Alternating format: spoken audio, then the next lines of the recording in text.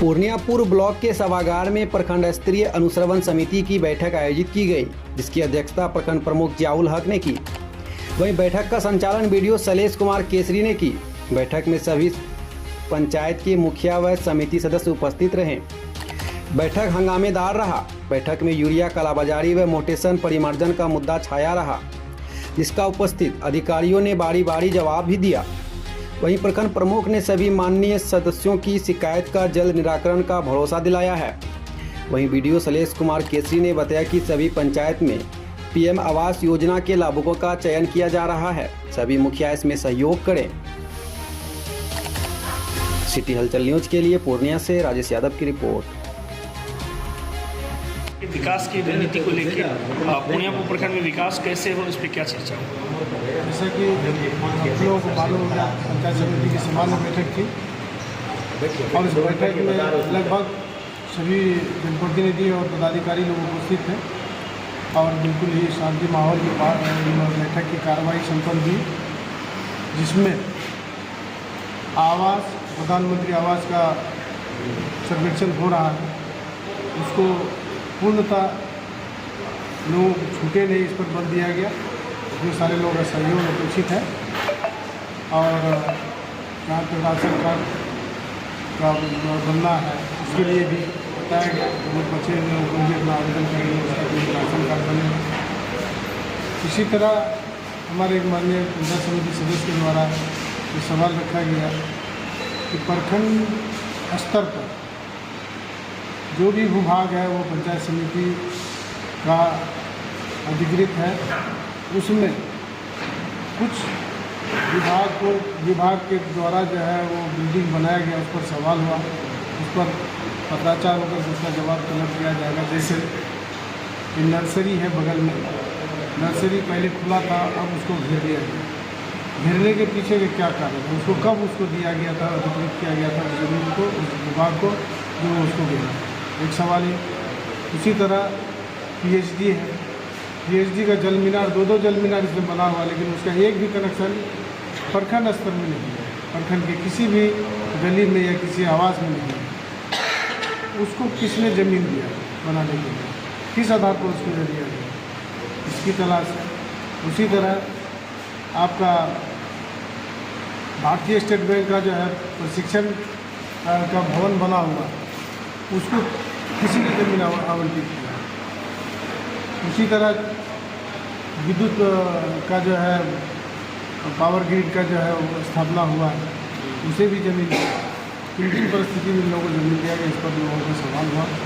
उसका भी हम लोगों को इंतजार होगा कि ज़मीन किस आधार पर उसको आवंटित किया जाए। सर, कई जनप्रतिनिधियों के द्वारा विद्युत विभाग पे भी सवाल खड़ा किया गया है कि तार बदलने का सवाल उठाया जाता है, लेकिन विद्युत विभाग नहीं सुनता है। सदन पे क्या कार्रवाई करें? नहीं, उसमें है क्या कि अनुमंडल पदाधिकारी जो विद्युत विभाग के थे उनको उपस्थित होना था, क्योंकि वो किसी कार्य में व्यस्त होने के कारण अपने अधीन सहायक कनीय अभियंता को भेजा गया था। 2 कनीय अभियंता अपने प्रखंड स्तर पर स्थापित है, जिसमें से एक को वो भेजे थे यहाँ और वो सारी चीज़ को नोट किए हैं, सारे समस्या को नोट किए हैं और उनको प्रखंड विकास पदाधिकारी महोदय के द्वारा जो है एक डेडलाइन दिया गया कि वो 7 दिनों के भीतर उसका समाधान करके जो है ऑफिस को सूचित।